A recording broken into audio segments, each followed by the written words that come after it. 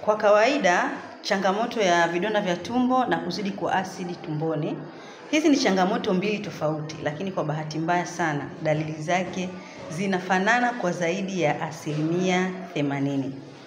Na kwa kawaida, vidonda vya tumbo mara nyingi husababishwa na tatizo la kuzidi kwa asidi tumboni.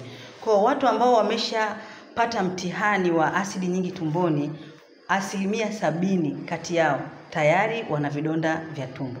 Kwa bahati mbaya sasa, vidonda vya tumbo na acid reflux ni magonjwa mawili tofauti na yanatibiwa na dawa tofauti. Hapo nadhani umepata jibu kwamba pengine wewe unatibu madonda ya tumbo, changamoto yako ni acid reflux. Ama una acid peke yake, unatibu madonda ya tumbo. Ama unatibu madonda ya tumbo, acid reflux inabaki. Na maana dalili zitabaki ziko pale pale. Tibia madonda ya tumbo peke yake na acid reflux peke yake.